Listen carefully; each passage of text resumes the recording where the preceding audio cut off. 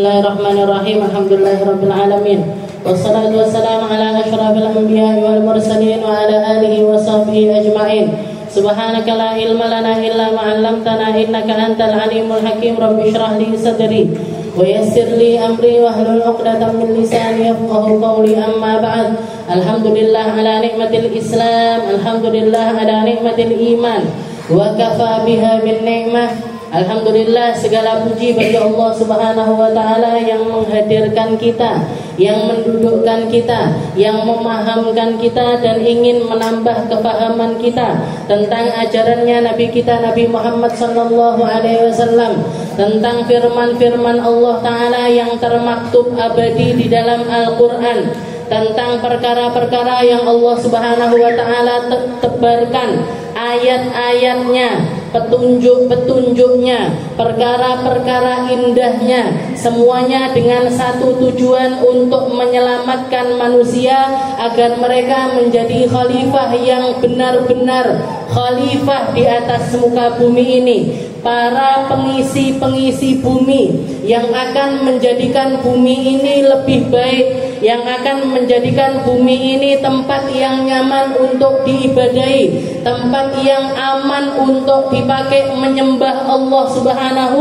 wa ta'ala. Kita dijadikan oleh Allah ta'ala dan diadakan oleh Allah ta'ala bukan tanpa tujuan, bukan hanya untuk hidup setelah itu mati, bukan hanya untuk tumbuh sebagaimana manusia pada umumnya, sebagaimana manusia seperti yang menjadi sunnatullah, kecil, setelah itu remaja, setelah itu dewasa, setelah itu tua, setelah itu mati. Gitu, semua orang mengalami fase yang semacam itu dengan tujuan-tujuannya, dengan kapasitas-kapasitas yang sudah Allah Subhanahu wa ta'ala tetapkan. Ada yang dipanjangkan umurnya sampai dia merasakan dirinya kembali sebagaimana ketika mereka kecil. Sebab mereka akan kembali belajar berjalan sebagaimana ketika kecilnya belajar berjalan. Mereka tidak akan kuat lagi untuk makan sesuatu yang dulunya sudah kuat. Kembali lagi makannya bubur, kembali lagi makannya yang halus-halus. Ada yang dipanjangkan umurnya sampai ada yang sampai 100 tahun, ada yang sampai 120 tahun dan lain sebagainya.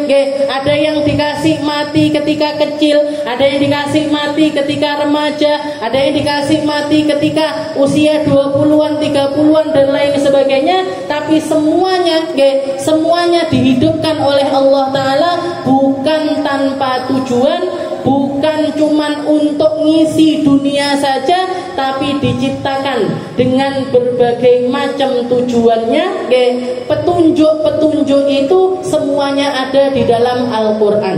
Petunjuk-petunjuk hidup tersebut yang akan bikin hidup kita ini bermakna, yang akan membuat hidup kita ini terisi dengan sesuatu yang diinginkan oleh Allah Subhanahu wa ta'ala, bukan yang diinginkan oleh manusia.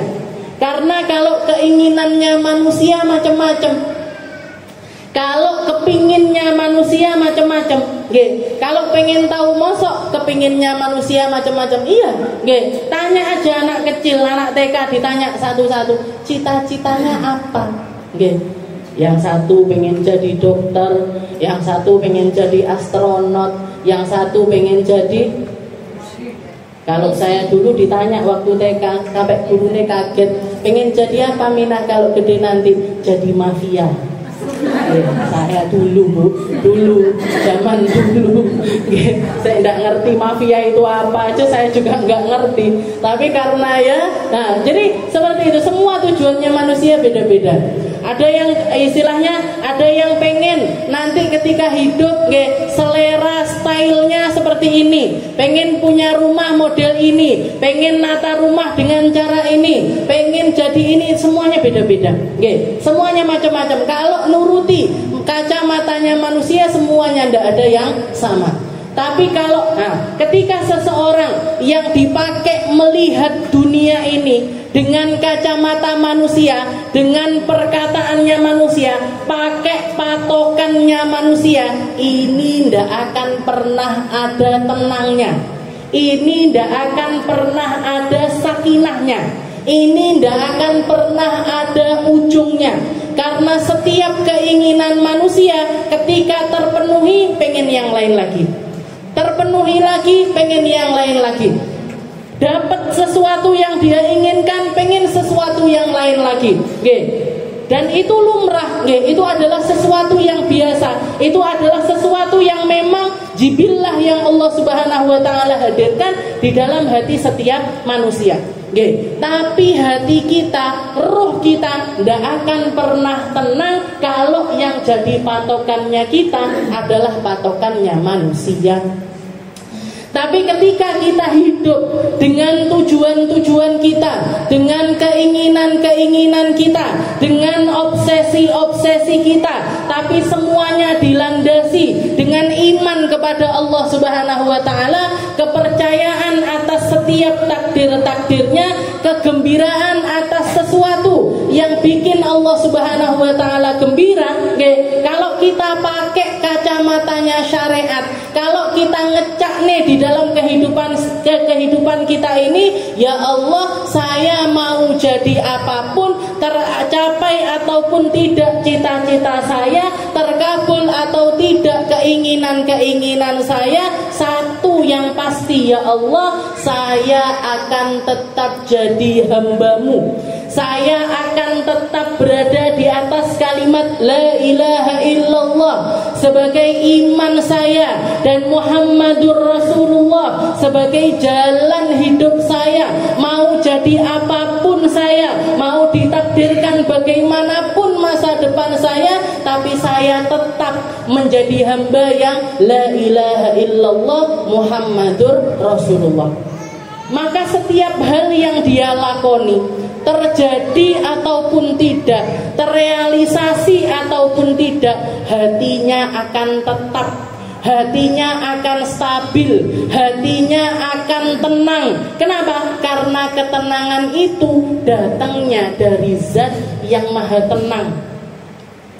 Ketenangan itu sakinah, kegembiraan di dalam hati, kepuasan di dalam hati, itu hanya akan bisa didapatkan ketika kita ridho dengan setiap keputusan yang Allah Subhanahu wa taala takdirkan atas kehidupan kita. Falanuhyiyannahu hayatan thayyibah. Allah Ta'ala mengatakan wa man amana wa amila salihan min dzakarin aw untha falanuhyiyannahu hayatan thayyibah. Orang-orang kalau pengen hidupnya di dunia ini thayyib, thayyib itu apa? Senang, enak, nyaman, pengen hidup di atas muka bumi ini dengan penuh ketenangan, cukup iman kepada Allah Ta'ala dan beramal saleh dengan setiap hal yang engkau miliki. Setiap hal yang jadi jalan hidupmu, tapai itu dengan penuh keimanan kepada Allah Subhanahu wa taala, dengan tujuan melakukan amal-amal soleh yang diperintahkan oleh Allah Subhanahu wa taala. Karena siapapun kita bisa jadi orang baik. Siapapun, bagaimanapun ekonomi kita bisa jadi orang baik. Seperti yang dikatakan oleh para ulama kita, setiap bayi yang dilahirkan, bahkan setiap manusia punya kesempatan yang sama untuk menjadi Musa umatnya atau Fir'aun umatnya. Setiap manusia punya jatah yang sama, kesempatan yang sama, mau jadi orang sebaik-baik manusia atau jadi orang jahat sejahat-jahatnya manusia. Terserah. Fa'alhamaha fujuraha wa taqwaha. Fa'alhamaha, Allah Ta'ala ngilhamkan. Terserah kamu mau jadi orang baik silahkan, mau nggak jadi orang baik juga silahkan. Kalau kamu memilih jadi orang baik, nanti ganjarannya adalah surga. Kalau kamu milih jadi orang tidak baik, silahkan, tempat kembalimu adalah neraka. Tempat kembalimu adalah neraka. Hari ini bulan ini, di bulan ini kita ini adalah bulan peringatan. Jadi istilahnya tahun ini, bulan ini itu tepat 2 tahun dari meninggalnya abah saya. Abah saya Habib Muhammad bin Salim bin Segaf Assegaf. Saya tahu abah saya ini bukan orang yang punya ilmu banyak, bukan orang yang punya amaliyah ibadah yang banyak, sholatnya 1000 rakaat atau dikirannya sekian puluh ribu dan lain sebagainya, mboten. Bukan orang yang bukan seorang ahli ibadah yang luar biasa ibadahnya, tapi cukup ibadahnya. Beliau merhatikan sholat berjamaah, beliau merhatikan rawatibnya, bahkan seringkali kalau duduk-duduk ngobrol-ngobrol seperti itu, beliau itu sambil geleng-geleng kepala mengatakan, heran Nabi nih, kalau ada orang ninggalkan ba'diyah maghrib itu heran. Kenapa Pi? Wong pahalane lho kaya wong umroh. Pahalanya itu loh setara orang melaksanakan umroh yang makbulah. Tapi kebanyakan orang habis sholat maghrib pergi begitu saja. Padahal pahalanya kayak umroh. Berarti apa? Ada iman di dalam hatinya. Selain ada iman juga ada kepercayaan akan tempat kembali yang luar biasa besar, luar biasa indah, luar biasa luas yang akan Allah Subhanahu wa taala tempatkan bagi mereka-mereka yang mau melaksanakan amal saleh. Dan saya masih ingat sekali seminggu sebelum beliau meninggal. Beliau meninggal hari Jumat sebelumnya, jadi tepat seminggu sebelumnya beliau masih sempat melaksanakan sholat Jumat. Pulang sholat Jumat tidak langsung pulang, tapi langsung takziah di satu rumahnya orang yang meninggal, ngimami sholat jenazah di sana, bahkan nganterkan sampai ke kuburan. Begitu pulang beliau sambil marah, setengah marah seperti itu, sambil mengatakan, wong saiki koyok ngono kuwi.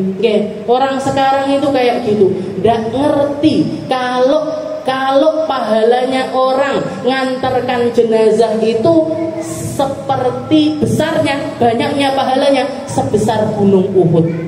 Setelah itu masih ditambahi sama abah saya, gunung Uhud itu gede loh ya.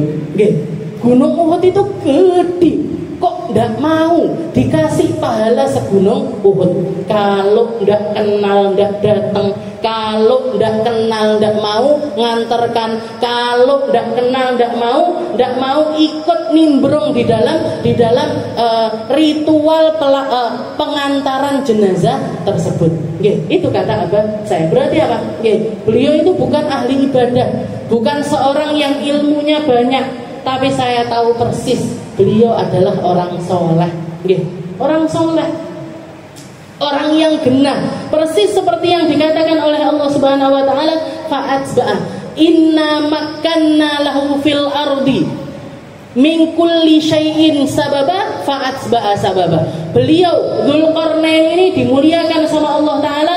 Sesuatu hal yang bikin beliau ini diangkat derajatnya adalah karena banyaknya sebab yang bikin beliau ini mulia, bikin beliau ini kuat, bikin beliau ini disegani, bikin beliau ini punya kapasitas untuk dihormati. Setelah itu fa'atba'a sababa, sebabnya untuk nyari ridhonya Allah taala itu ditapaki. Punya ilmu ya dipakai ngajar, punya ilmu ya dipakai benahin umat, punya ilmu ya dipakai untuk mencerahkan kepada umat. Punya jabatan dipakai untuk menghalau yang baik, yang buruk-buruk, membasmi yang buruk-buruk, ditempatkan. Kalau perlu dihukum ya dihukum, kalau perlu dipenjara ya dipenjara, kalau perlu dihad ya dihad. Itu yang namanya pejabat-pejabat yang benar. Ndak bikin kekuasaannya ini menipu dirinya. Inna makkanna lahu fil ardi min kulli syai'in sababa fa'atba'a sababa. Cuman ini sebenarnya, kalau kita mau jadi orang yang diridhoi sama Allah taala, cukup kita lihat apa yang ada pada diri kita. Cukup lihat apa yang jadi potensi diri kita. Cukup lihat apa yang Allah taala berikan. Kita dihidupkan di mana, ditaruh di lingkungan yang seperti apa, dikasih kesempatan bagaimana di dalam napai kehidupan ini. Kesempatan yang kita dapat dari Allah Ta'ala ini apa? Kalau kita dikasih kesempatan mondok, belajar Al-Quran, menghafal Al-Quran, tapaki itu. Yang serius di dalam belajar, yang serius di dalam mengambilnya. Setelah itu dengan niatan apa? Nanti kalau sudah beres, ngajar. Kalau sudah beres, Al-Quran ini bukan berarti saya sudah hafal selesai 30 juz terus digeletak nih. Boten, masih ada ujung rantai yang tidak ada ujungnya. Masih ada perjalanan yang luar biasa panjang.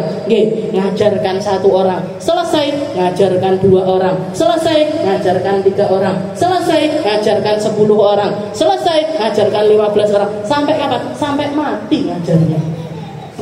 Itu yang namanya fa'atba'a sababa. Sebab-sebabnya Allah Ta'ala ini diberdayakan dengan sebenar-benarnya. Kalau kita dikasih sama Allah Ta'ala harta, gimana? Kalau kita dikasih sama Allah Ta'ala harta, gimana? Ya harta itu pakaian untuk menebarkan kebaikan. Ngasih makan orang, ngasih minum orang, nyekolahkan anak-anak biar ngerti agama, bikinkan pesantren-pesantren, bikinkan musola-musola, masjid, ataupun setiap kebaikan apapun juga. Bahkan Dzulqarnain ini nanti di cerita yang ketiga yang beliau menempatkan satu kaum sesuai dengan kebutuhannya. Ngelihat ada satu kaum ketemu sama satu kaum tidak punya rumah, tidak ngerti caranya bikin rumah, tidak ngerti caranya memanfaatkan apa yang ada di sekitarnya. Diajarkan. Ini loh ada gunung-gunung, pahaten, kerowaan. Kamu bisa berlindung dari panas matahari di situ. Kamu bisa berlindung kalau lagi hujan di tempat tersebut. Kamu bisa. Jadi kelihatan ada orang-orang tidak pakai baju, dia main dikasih baju. Bukan orang tidak pakai baju dikasih ini makanan. Enggak. Jadi sesuaikan apa yang jadi kebutuhannya mereka. Di akhir ada satu kaum yang terganggu dengan satu makhluk yang namanya Ya'juj dan Ma'juj. Mereka nawarkan kepada Dzulqarnain, kamu kan orang kuat, kamu kan punya ilmu arsitektur dan lain sebagainya.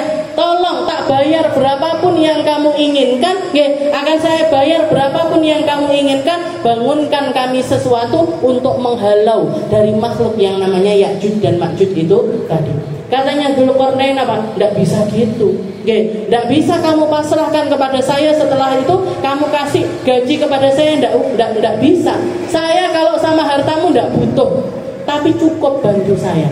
Cukup bantu saya di dalam bikin atau bangun ini tadi. Yang saya butuhkan timah, datangkan timah. Yang saya butuhkan semen, datangkan semen. Yang saya butuhkan air panas, datangkan air panas. Yang saya butuhkan ini cepat engkau tak benar nih, tak kerenah nih. Saya yang jadi pemimpinnya. Tapi ayo kita bangun bareng-bareng hal ini. Apa maksudnya di sini? Kebaikan itu kalau dilakukan sendiri tetap baik, tapi kalau dilakukan bersama-sama akan datangkan perubahan yang luar biasa. Makanya ada pepatah yang mengatakan tidak ada yang namanya orang hebat, yang ada adalah tim yang hebat. Tidak ada orang kalau sendirian satu tidak akan bisa, tidak akan banyak bikin perubahan itu, tidak banyak. Tapi kalau bareng-bareng, kalau disokong bersama-sama, kalau dikerubuti bersama-sama, kita mau bikin sekolahan misalkan, ayo kita bikin pesantren atau kita bikin sekolahan, muridnya piro, muridnya 100 misalkan gitu, muridnya 100. Ini kalau yang ngajar satu orang, sampai 20.000, seminggu setruk kayaknya. Isu awan sore bengi mulang terus. Setiap hari ngajar, yang masakkan ya dia, yang nyepakne makan ya dia, yang bersihin tempatnya ya dia. Pusing. 100 murid ini tadi, kalau yang ngopeni orang 1 pusing. Tapi kalau bagi tugas, datangkan tim kebersihan, nanti dibayar. Bayarnya pakai uangnya siapa? Pakai uangnya para dermawan yang ikut nimbrung di tempat tersebut. Ini butuh anak-anak, butuh pelajaran Al-Quran, carikan guru Al-Quran. Butuh guru matematika, datangkan guru matematika. Ya butuh guru fisika, datangkan guru fisika. Nggih. Kalau semuanya punya visi misi yang sama, saya punyanya ilmu fisika, tapi saya pengen berjuang di jalannya Allah Ta'ala lewat pesantren ini, monggo silahkan. Saya punyanya harta, saya tidak bisa kalau bangkoni pesantren. Ayo kiai-kiai, bunyai-bunyai, bikin pesantren. Saya yang nyuplai berasnya, saya yang bangun kamar mandinya, saya yang nyumbang kipas anginnya dan lain sebagainya. Enteng, Bu. Ini yang dilakukan sama Dzulqarnain. Dia tidak gerak sendiri, tapi umat itu dikerahkan untuk bersama-sama bikin sesuatu yang akan menghalau kampung tersebut untuk diserang sama makhluk yang namanya Ya'juj wa Ma'juj. Itu caranya Dzulqarnain. Selain dia faat bahasa baba, punya ilmu yang luas, punya kekuatan yang luar biasa, punya banyak potensi yang bisa bikin orang ini berjalan di jalannya Allah Subhanahu wa Ta'ala, itu dilakukan secara optimal. 3 tempat dakwahnya beliau ini, hanya diceritakan sama Allah Ta'ala di dalam Al-Quran untuk kita ambil intisarinya, untuk kita ambil hikmah-hikmahnya, untuk kita ambil, oh dakwahi koyok ngene, oh orang-orang yang dimuliakan sama Allah Ta'ala ini yang punya ciri-ciri yang semacam ini. Dan salah satu hal yang dikatakan oleh para ulama, kenapa kok beliau itu dipanggil Dzulqarnain, dipanggil Dzulqarnain, orang yang punya tanduk 2, salah satu tafsirannya karena beliau menaklukkan negeri barat dan juga negeri timur. Berarti apa? Himmahnya di dalam dakwah itu mulai dari ujung barat sampai ujung timur. Enggak terus netap di satu tempat, oh iki kampung iki wes sapi, yo wes, sudah aku tak ngopeni tempat ini selama-lamanya. Enggak seperti itu. Ini sudah beres, pindah ke tempat yang lainnya. Pindah ke tempat. Dan ini juga yang dilakukan oleh para sahabat-sahabatnya Nabi Muhammad SAW ketika mereka berpencar untuk mendakwahkan agamanya Allah. Dikatakan ketika Rasulullah SAW hidup, di Madinah itu ada lebih dari 1 juta sahabat. Ada lebih dari 1 juta orang yang sudah Islam, yang sudah dapat Al-Quran, yang sudah paham dengan aturannya Islam, yang tinggal bersama Rasulullah SAW. Tapi yang wafat di Madinah, yang meninggal di negeri Madinah itu tidak sampai 1.000 orang. 1 juta, tapi yang dikuburkan di Madinah tidak sampai 1.000 orang. Yang kemana ini? 900 ribunya ini kemana? Pencar ke seluruh dunia untuk mendakwahkan agama Islam. Sebagian ulama mengatakan pertama, salah satu sebab utamanya kenapa kok semuanya keluar dari Madinah, alasan utamanya karena rata-rata sudah tidak siap hatinya untuk tinggal di Madinah. Yang biasanya sholat sama Nabi Muhammadnya tidak ada. Yang biasanya dengarkan majelisan ngajinya sama Nabi Muhammad tidak kuat lagi karena sudah tidak ada Nabi Muhammad. Bahkan termasuk Sayyidina Bilal, ceritanya yang terkenal itu beliau setelah Rasulullah wafat, beliau pindah. Apa alasannya ketika ditanya sama Sayyidina Abu Bakar, kenapa kamu kok pergi wahai Bilal? Katanya Sayyidina Bilal, biasanya ya wahai Amirul Mukminin, wahai Khalifatul Rasulillah, wahai Sayyidina Abu Bakar, biasanya saya setiap kali menjelang subuh dodok-dodok rumahnya Nabi, manggil-manggil namanya Nabi. Sekarang siapa yang mau tak panggil? Biasanya setiap kali Rasulullah masuk ke masjid untuk melaksanakan sholat, beliau nyuruh saya, arihni biha ya Bilal, arihni biha ya Bilal, hibur saya wahai Bilal, hibur saya wahai Bilal. Lalu beliau langsung berdiri mengumandangkan azan. Sekarang siapa lagi yang akan mengucapkan arihni biha? Gak kuat setiap jalan keinget Nabi, makan keinget Nabi, minum keinget Nabi. Wes gak iso urip ning Madinah. Akhirnya keluar dari negeri Madinah. Itu alasannya rata-rata para sahabat seperti itu. Alasan utamanya. Tapi alasan keduanya karena semuanya ingin ikut masuk di dalam lafaz ayat Allah Ta'ala yang mengatakan balighu anni walau ayat. Sampaikan Apapun yang kamu ketahui tentang agama ini, walaupun kamu cuma ngerti sayat, ngertimu cuma alif lam mim, ajarkan sama orang-orang yang tidak ngerti alif lam mim. Kamu ngerti bismillahirrahmanirrahim, kasih tahu sama orang-orang yang tidak ngerti tentang bismillahirrahmanirrahim. Balighu anni walau ayat. Bahkan slogannya para sahabatnya Nabi, kalau mereka sedang ngarungi satu lautan, ada di tengah lautan, setelah itu mereka mengatakan, kalau misalkan saya harus ngarungi lautan demi lautan, yang saya tahu di balik lautan itu ada manusia-manusia yang hidup di dalamnya dan belum nyampe, belum kenal sama agamanya Allah, belum kenal sama agamanya Rasulullah Sallallahu Alaihi Wasallam, saya akan naik kapal sepanjang hidup saya untuk nyampaikan ajaran-ajaran agama Islam. Abah saya pernah pergi ke Madura untuk hadir acara, kalau enggak hall pengajian, yang ngaji itu Habib Rizik bin Syihab Jakarta, zaman dulu sekali. Diundangnya acaranya kalau nggak salah hallnya satu habaib yang meninggal atau tempat tinggalnya itu bukan cuma di Madura, tapi Madura ujung sekali, namanya Telangu.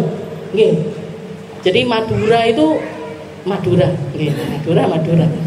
Ada satu pulau kecil, jadi misalkan kita ke Madura itu udah nyampe pucuke Madura, habis itu masih harus naik kapal lagi sekian jam di pulau kecil itu, namanya Pulau Telangu.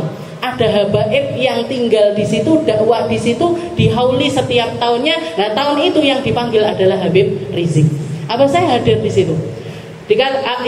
Yang dikomentari sama Abine itu gini, enek Abid yang istilahnya beliau ini orang asli dari Yaman, datang ke Indonesia dakwah sampai ke satu tempat terpencil yang istilahnya koyok desa, bukan cuma desa petit, desa petit, ndak enek sinyal, ndak enek ini, belum masuk listrik dan lain sebagainya. Iki Habib ki nyapo asline kok sampai kok kene.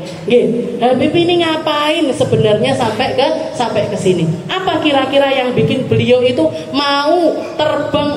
Mungkin kalau zaman dulu belum terbang, numpak kapal segitu jauhnya datang ke Indonesia aja sudah cukup jauh, Tapi kalau masuk Indonesianya sik neng Jakarta, apa neng Jawa, apa di Sumatera, masih deket, masih istilahnya ini nyapo sampai kota Telangu iki mang nyapo Habib iki mang. Kalau bukan karena kecintaannya kepada Allah Ta'ala, dan kalau bukan karena keinginannya untuk nyampaikan risalah-risalahnya Allah Ta'ala, risalah-risalahnya Nabi Muhammad Sallallahu Alaihi Wasallam, kalau bukan orang ikhlas, kalau bukan pejuang beneran, ndak mungkin nyampe ke tempat ini. Telangu jenenge. Bahkan dikatakan selama haul itu haul itu kan rentetan acaranya macam-macam, ada manakibnya, ada ceramahnya, ada ini itu dan lain. Sebelum Habib Rizik itu yang ceramah udah banyak, kabeh kadek basa Madura. Jadi abine iki omong apa, gak paham, sepatah kata pun gak paham beliau. Dan Habib yang meninggal itu orang Arab, berarti beliau kan komunikasinya sama orang Madura gimana? Bahasa Madura itu kan aneh. Reci aneh gitu Jadi kalau bahasa Indonesia itu saya belajar mungkin masih gampang. Ini Habib komunikasinya gimana, ngajarinnya orang gimana, masukkan Islam orang sekian banyak itu caranya gimana. Terus enggak kepikir ruwete, enggak kepikir ruwetnya sampai bisa dakwah di tempat yang semacam itu, sampai beliau dihauli setiap tahun di tempat tersebut. Cuman Habib Rizik tok yang ceramah pakai bahasa Indonesia, yang lainnya enggak ngerti, main delok laptop.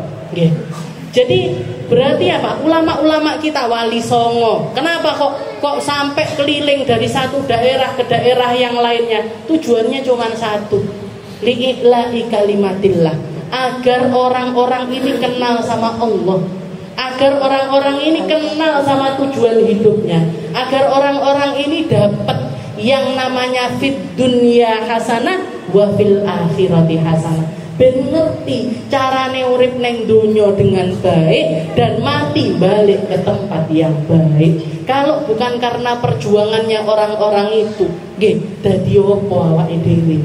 Kalau bukan karena keikhlasannya orang-orang yang semacam itu, apa nasib kita ini gimana? Nggih, kalau nggak ada wali songo yang datang ke sini, kalau nggak ada ulama-ulama yang dakwah ke Indonesia, sik nyembah watu, nyembah watu, nyembah uwit, nyembah matahari dan lain sebagainya. Jadi bersyukur kita, dan ini yang dilakukan Fa'at Ba'asababa. Beliau Dzulqarnain ini keliling dari satu daerah ke daerah yang lain. Selesai dakwah di sini ke daerah yang ini, daerah yang ini ke daerah yang ini, daerah yang ini ke daerah, terus keliling. Satu tujuannya apa? Mengenalkan mereka kepada Allah Subhanahu wa Ta'ala. Karena orang kalau nggak kenal sama Allah Ta'ala, nggak ngerti urip ini untuk apa, itu nggak ngerti. Bahkan sebagian besar negara-negara maju, Korea, Jepang, Cina dan lain sebagainya, karena mereka sebagian besar orang-orang yang nggak kenal sama Allah Ta'ala, hidup punya tujuannya nggak tercapai. Yang ada di pikirannya apa? Aku mati, ya ndak ngefek sama sekitar saya. Saya mati juga, orang yang mempertanyakan tentang saya pun mungkin juga nggak ada. Wis tak mati ae lah, beres urusannya. Wis ndak mikir mangan, ndak mikir kerja, ndak mikir omongannya orang, ndak mikir julitannya manusia dan lain sebagainya. Pilih mati. Bahkan yang milih mati ini bukan cuma orang miskin-miskin, orang kaya-kaya, artis-artis, yang punya harta, yang punya popularitas, yang punya sembarang punya rumah, semuanya sudah punya, tapi pilih mati. Kenapa? Karena tidak ada Allah di dalam hatinya. Tidak ada Allah. Nah, para ulama-ulama ini yang nyampaikan kalimatullah, yang bawa kita untuk ngerti, kenal, paham kamu ini hidup ini untuk apa dan akan kembali kepada siapa. Memahamkan bahwasanya setiap dari kita ini istimewa, memahamkan tentang setiap dari kita ini punya potensi, memahamkan bahwa setiap dari kita ini punya andil yang sama untuk dekat kepada Allah Subhanahu wa Ta'ala. Kita punya potensi yang sama untuk sama-sama dekat. Lewat apa? Lewat apapun yang kita miliki. Yang punya ilmu pakai ilmunya, yang punya harta pakai hartanya, yang punya kesempatan pakai kesempatannya, yang punya rumah pakai rumahnya, yang punya air pakai airnya, yang punya sandal pakai sandalnya, sandal dingin golek ridone Allah, baju dipakai untuk nyari ridhonya Allah, kacamata dipakai untuk nyari ridhonya Allah, HP dipakai untuk nyari ridhonya Allah, bikin status detik per detik, jam per jam, menit per menit, ada tujuannya, nyari ridhonya Allah. Ndak melek saiki posone selfie ngene, sesuk ngene. Ndak cuma sekedar itu, ndak cuma sekedar pas ketemu teman-teman cekrek upload, cekrek apa dulu, cekrek edit, baru upload. Lah wong saiki caption dan lain sebagainya, semuanya nyari ridhonya Allah. Inna makanna lahu fil ardi wa atainahu min kulli syai'in sababa fa'atba'a sababa hatta idza balagha maghrib asy-syams. Ini kemarin kita sudah bahas, hatta idza balagha matla asy-syams wajadaha tatlu ala qaumin lam naj'al lahum min duniha sitra kadzalika wa qad ahadna bima ladaihi khubra. Jadi untuk yang kedua, dakwah yang pertama di negeri Maghrib, di tempat yang di situ patokannya adalah tempat terbenamnya matahari. Di situ beliau berdakwah sampai beres dakwahnya, sampai selesai dakwahnya di tempat tersebut. Setelah itu pindah lagi hatta idza balagha maghrib asy-syams, ke ujung timur, ke tempat terbitnya matahari. Hatta wajadaha tatlu ala qaumin lam naj'al lahum min duniha sitra. Ketemu sama satu kaum yang di situ mereka orang-orang yang tidak ngerti caranya berpakaian, tidak ngerti caranya nutup aurat, tidak ngerti caranya istilahnya berlindung dari, jadi gawe omah ndak ngerti. Caranya bikin rumah nggak ngerti. Jadi mereka hidup di mana? Yo hidup keleleran di padang Sahara. Hidup keleleran dimanapun mereka berada. Wis utuh dan rumah. Jangan bayangkan. Jangan bayangkan hidupnya primitif luar biasa. Dakwah di tempat tersebut apa yang dilakukan? Kadzalik. Sama dengan cara yang pertama. Sama dengan kata-kata yang dikatakan oleh Dzulqarnain yang pertama. Qala amma man dzalama fa sawfa nu'adzibu tsumma yuraddu ila rabbi fa yu'adzibuhu 'adzaban nukra. Kami jelaskan kepada mereka tentang syariat sampai mereka paham. Dikasih tahu caranya nutup aurat, dikasih tahu caranya bikin rumah, sampai mereka bisa bikin rumah-rumah sendiri. Paham gimana aturannya Allah Ta'ala di dalam memberlakukan kehidupan ini seperti apa, diajarkan semuanya. Setelah itu konsepnya sama, sing berengkel waktunya dihukum ya dihukum. Yang tidak mau percaya terus ingkar sama aturan tersebut ditegesi sama Dzulqarnain. Sedangkan yang satunya, mereka yang baik, mereka yang nurut, mereka yang mau ngambil syariatnya Allah Ta'ala ini, digampangkan di setiap ibadah mereka. Di setiap ibadah mereka digampangkan. Makanya jangan gampang istilahnya ketika kita melihat kebaikan, ketika kita melihat satu, sekarang ini kan komunitas macam-macam, grup macam-macam, ormas macam-macam, dan satu sama lain saling serang, satu sama lain menganggap dirinya paling benar, satu sama lain nganggap kalau amaliyah yang lainnya itu salah, nganggap amaliyah yang lainnya itu salah, yang kayak gitu bid'ah, yang kayak gitu nggak bener, oh kafir, neng neraka, mlebu neraka kabeh wong di neraka nih. Semua orang dianggap akan masuk ke dalam neraka, cuman golongannya aja yang bener. Ini 180 derajat berbalik dengan konsepnya Dzulqarnain. Kalau Dzulqarnain, selama orang itu sudah iman, selama orang itu sudah percaya sama Allah Ta'ala, masalah kebaikan-kebaikan yang mau mereka ambil itu sakarpe. Mau ngambil porsi banyak silahkan, mau ngambil porsi sedikit juga silahkan. Mau sedekah banyak silahkan, mau sedekah sedikit silahkan. Tidak perlu nyelatu, tidak perlu nyindir, apalagi nyalah-nyalahkan. Wong sugih nyumbangi titik. Angel nih. Jadi istilahnya sesuatu yang tidak enak ini tadi, kata-kata yang tidak enak, dari golongan manapun, di dalam golongan kita ataupun di luar golongan kita. Jadi gampangnya itu mandang manusia itu gimana? Orang-orang sekitar saya ini orang-orang iman. Insya Allah mlebu surga kabeh. Insya Allah akan diampuni semuanya sama Allah.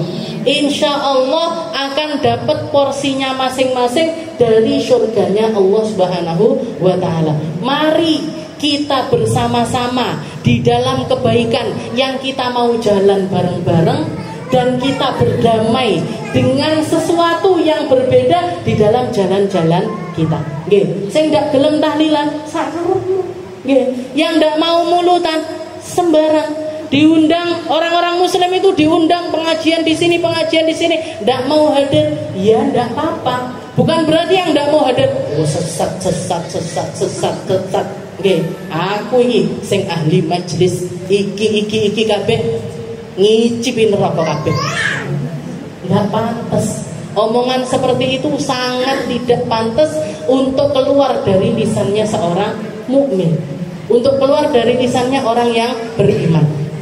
Jadi silahkan orang mau ngambil cara kebaikannya mereka lewat jalan ini, lewat jalan, ada yang lewat jalan politik, silahkan. Muga-muga sukses, muga-muga baik, muga-muga jadi perubahan yang baik untuk dirinya dan juga orang-orang yang ada di sekitarnya.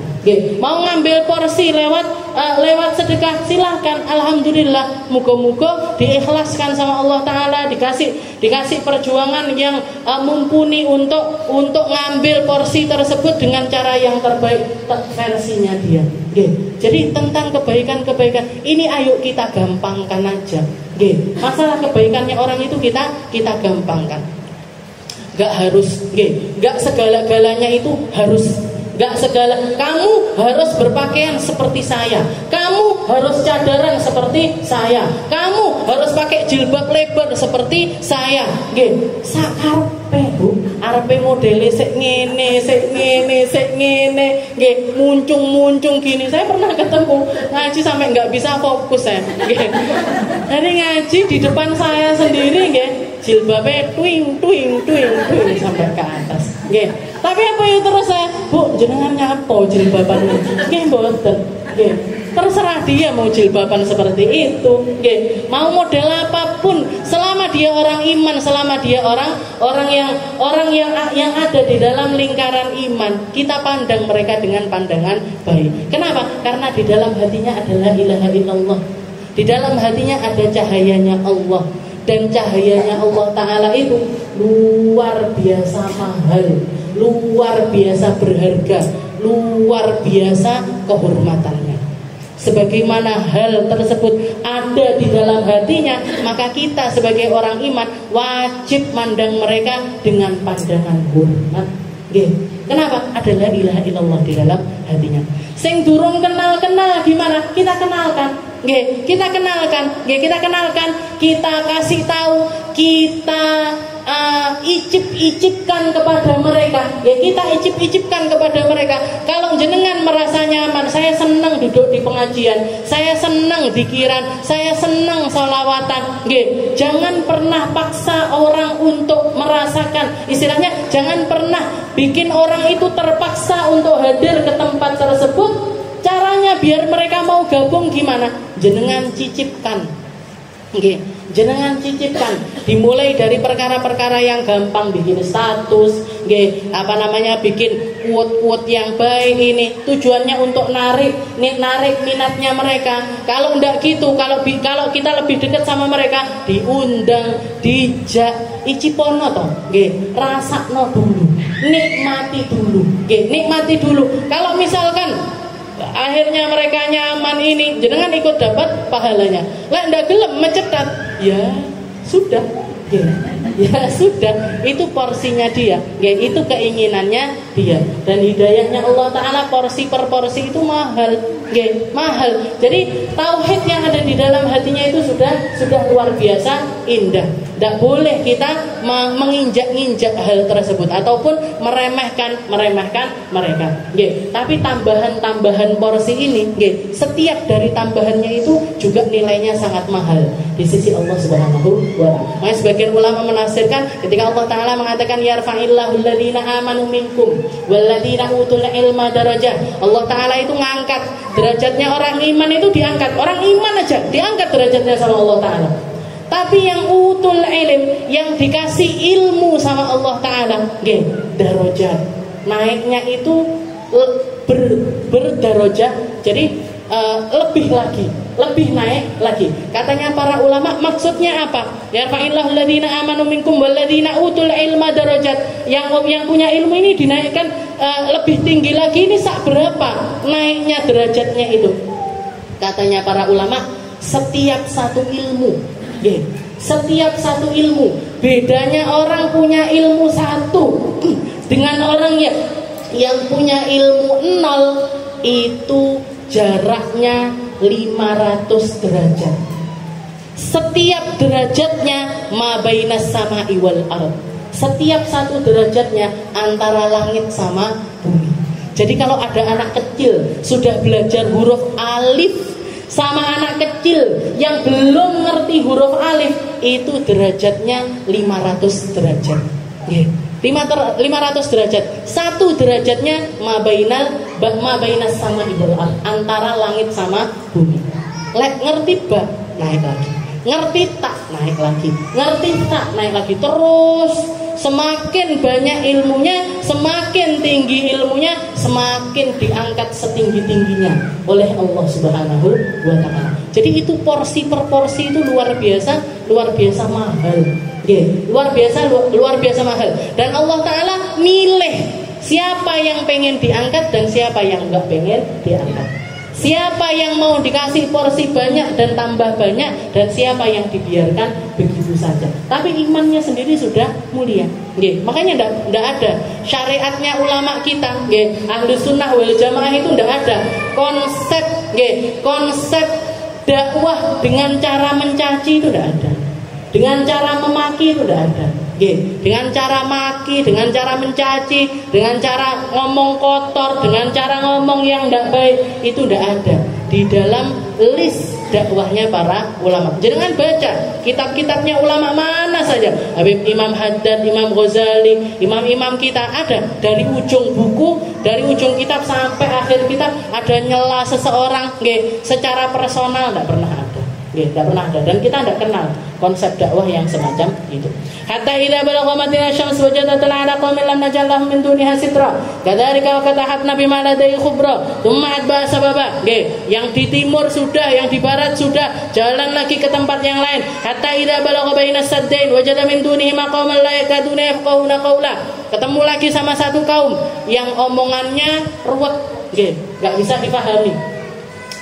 Bukan bahasa yang bisa dipahami oleh Dzulqarnain, dan ilmu-ilmu bahasa yang pernah dipahami oleh Dzulqarnain. Dzulqarnain itu punya banyak stok bahasa. Nah, dewe kan Indonesia, Jawa, Inggris ngecemes, bahasa Arab ngecemes. Apa nek sing ngecemes kabeh. Jadi ilmu bahasanya kita kan terbatas. Dzulqarnain itu punya banyak stok, ngerti negeri ini bahasanya ini, negeri ini bahasanya ini. Sepanjang bahasa yang lumrah untuk diketahui orang, diketahui setara tarafnya seorang ulama yang dimuliakan sama Allah Ta'ala, ini tidak ada di dalam listnya Dzulqarnain. Tetap dakwah apa enggak sama mereka? Tetap dakwah, pakai bahasa isyarat. Jadi dikatakan Dzulqarnain bahkan tetap dakwah di negeri yang dia tidak ngerti bahasanya orang tersebut, awalnya dengan pakai bahasa isyarat. Ini Habib yang di Telangu ini paling pertamanya nggih ngoten. Kayak kita kalau ke Saudi dulu, orang Saudi sekarang kalau di Mekah Madinah bisa bahasa Indonesia kabeh. Lambien kan gitu, pakai bahasa isyarat. Ini kalau cuma ngomong tentang masalah jual beli saya gampang. Lah ini dakwah, piye carane dakwah pakai bahasa isyarat? Dilakoni sama Dzulqarnain. Nggih, dilakoni sama Dzulqarnain. Hatta idza balagha baina saddain wajada min duni maqaman la yakaduna yafqahuna qawla. Qalu ya Dzulqarnain inna Ya'juj wa Ma'juj mufsiduna fil ard wa ana ja'alaka kharajan ala an taj'ala bainana wa bainahum saddan. Ini panjang ini ceritanya Ya'juj dan juga Ma'juj. Nggih. Jadi sampai beliau dakwah, sampai orang-orangnya paham, sampai kenal sama Allah Ta'ala. Salah satu permintaannya kaum tersebut adalah minta untuk dibikinkan, karena ada satu kaum namanya jadi satu jenis hewan, entah hewan entah manusia, tapi ngerusak sekali, yang seringkali datang berkala ke daerahnya mereka. Tolong bikinkan satu tempat yang tinggi yang akan mencegah mereka untuk masuk ke tempat kita. Dibikinkan, timah dilapisi sama ini, dilapisi sama ini, dilapisi sama ini, sampai akhirnya tertutup. Tapi ketika qala mamakanni fi khairun fa'inu, jadi dan dijanjikan sama Dzulqarnain ini benteng ini tidak akan pernah rusak kecuali kalau sudah waktunya oleh Allah Ta'ala untuk dirusak. Jadi istilahnya dijamin. Ini ada bangunan yang dibikin sama Dzulqarnain mulai dari zaman dulu kala, dari mulai zamannya Nabiullah Ibrahim, tidak akan pernah rusak sampai akhir zaman nanti, sampai ketika Allah Ta'ala memang pingin waktunya sekarang Ya'juj Ma'juj untuk keluar, untuk menggoda manusia lagi, untuk merusak lagi di atas muka bumi ini, baru dihancurkan sama Allah Subhanahu wa Ta'ala. Dan itu prosesnya berat, dan itu tetap dilakoni sama. Makanya beliau itu ya berusaha, tapi juga berpasrah kepada Allah Subhanahu wa Ta'ala. Nanti kalau Allah Ta'ala pengen waktunya ini rusak, akan dirusak sama Allah. Waktunya mereka untuk bebas akan tetap bebas. Makanya iman kepada Allah Ta'ala di dalam hati kita, di dalam hati kita itu dalam hal yang baik ataupun yang buruk kita harus meyakininya. Kalau memang terjadi kita sudah berusaha, wis dongo, wis minta ini itu dan lain sebagainya, tapi kok tetap nasib buruk itu nyampe ke kita. Berarti apa? Berarti memang Allah Ta'ala ingin menjadikan itu sebagai ujian di dalam kehidupan kita. Di dalam kehidupan kita, ikhtiar tetap harus optimal. Tapi harus tetap dibalut dengan yang namanya tawakal. Tetap harus dibalut dengan yang namanya tawakal. Kalau tetap nyampe, kalau kita sudah baca, misalkan kita biar tertangkal dari sihir, kita sudah baca Wirdul Latif setiap subuh, baca wirid sakron, baca hizib nasr, baca hizib nawawi, baca hizib ini apa yang dikatakan ulama, buat benteng diri semuanya sudah dilakoni, tapi tetap kena, tapi tetap kena. Berarti itu apa? Berarti memang hal itu Allah Ta'ala pengen kita mengalaminya sebagai ujian di dalam kehidupan kita, di dalam kehidupan kita. Wes ikhtiar, sudah noto, buka toko misalkan sudah ditoto, uangnya yang baik, bukanya setiap hari, istiqomah, stoknya dijaga dan lain sebagainya.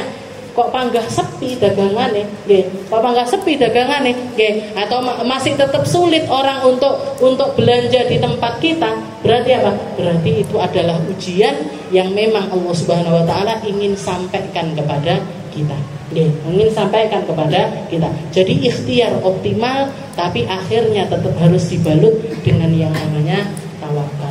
Itu yang dilakukan oleh Dzulqarnain. Wallahu a'lam bishawab. Insyaallah kita lanjutkan di pertemuan selanjutnya masih tentang Dzulqarnain dan kisahnya Ya'juj dan juga